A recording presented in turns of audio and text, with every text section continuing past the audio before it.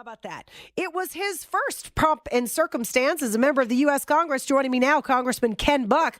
Good morning, sir. Good morning, Mandy. How are you? I'm doing great. I got to ask you right out of the chute, give me your personal impressions of the entire spectacle of the State of the Union itself. Not the speech, just the whole thing, because this was your first joint session of Congress.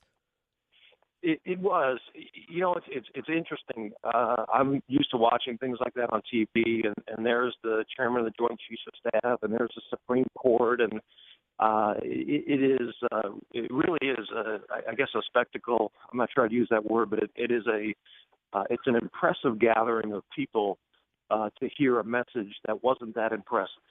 Yeah, well, that was a very delicate way of putting that.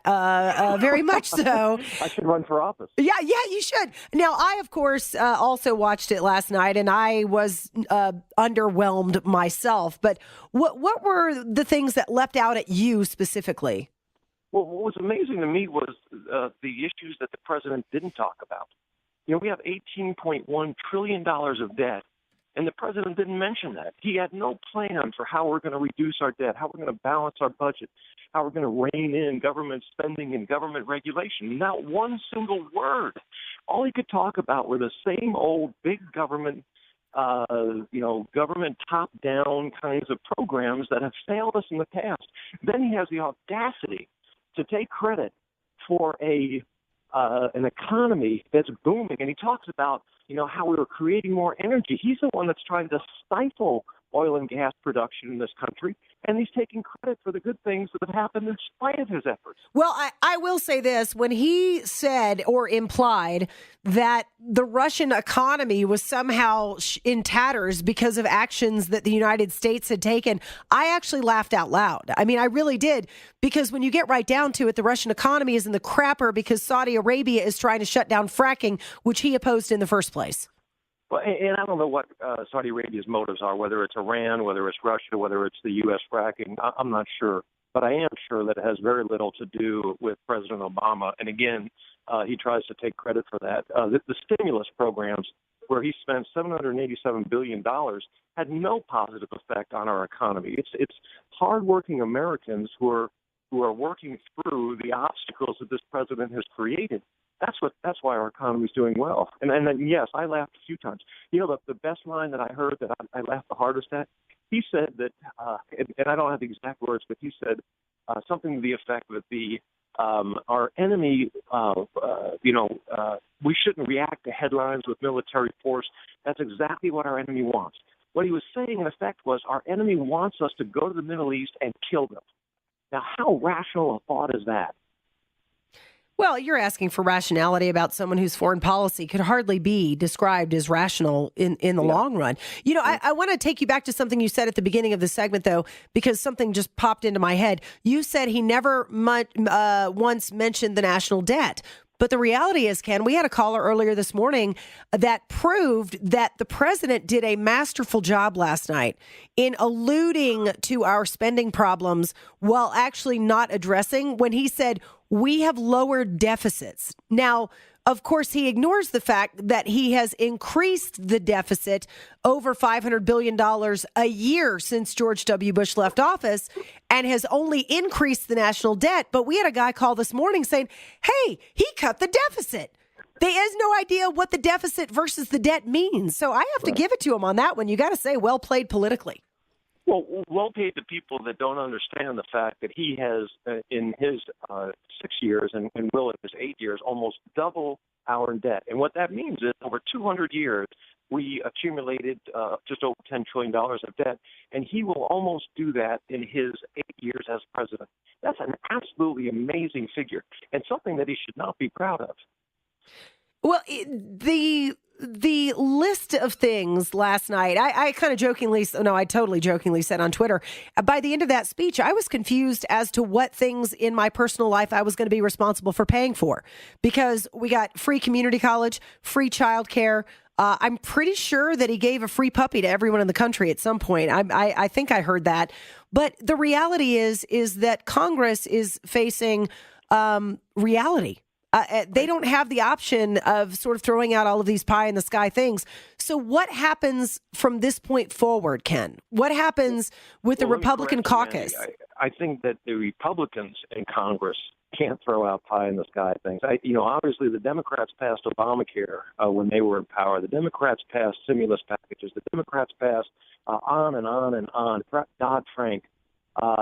What we have to do now is get our country on a path that is sustainable. And there, you and I probably share one of our favorite economists is Milton Friedman.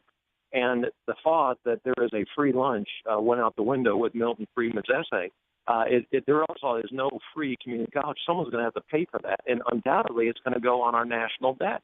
I think it'd be a great idea for us to create tax incentives for companies to, encourage training programs and community college education, and let those companies invest in employees and future employees.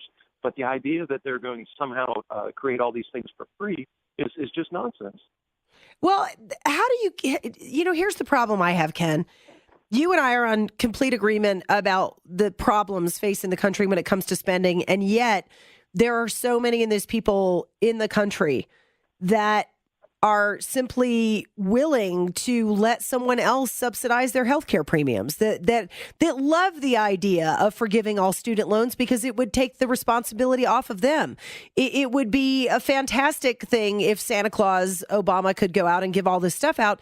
But the reality is that someone's, like you said, got to pay for it. How do Republicans craft a message that is more appealing than, hey, Buttercup, suck it up and take care of your own stuff, which is how I put it. But that's why I'm not an elected official.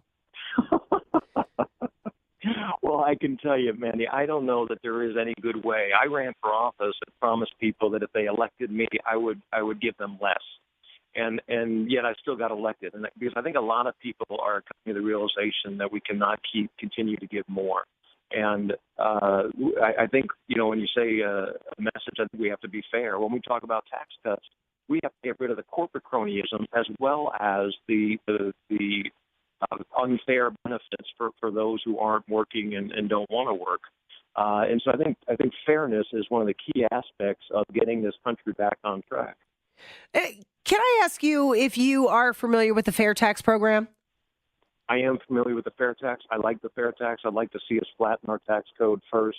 And frankly, I think there are a lot of unintended consequences for the fair tax, so I want to know more about them before I sign on completely to something like that. But I think any kind of sales tax would be beneficial. We just have to figure out how to help people on the lowest end of the scale if we're going to truly go to a fair tax. Well, they have a prebate system. I urge you can go to fairtax.org. I think it's a fantastic plan. And last night when the president was talking about, flattening or making our tax code more equal and getting everybody to pay their fair share, I thought, oh my God, how awesome. The bottom 47% are actually going to pay some income taxes now. Yeah, I don't think that's what he was talking about. Oh. He's a wonderful orator, and he makes everybody happy. The reality is that he has no intention of flattening the tax code. He has every intention of making sure that he is creating a majority vote, a 51% vote, with people who are receiving benefits from the government that they wouldn't otherwise receive. Yeah. Well, Congressman Ken Buck, I appreciate your time this morning. I got an email from someone who said, will you please ask Congressman Ken Buck if he is going to follow through on the things he campaigned on? So I feel it's my duty to ask you this question. Absolutely. And I'd love to, if the person wanted to email me, I'd love to talk to him or visit with him on email about what those specific issues are. But I am doing everything I can. I voted for the Keystone Pipeline. I am voting for and working hard on issues that I campaigned on. Absolutely. Congressman, appreciate your time. We'll talk to you again soon. Thank you very much, Mandy. Nope.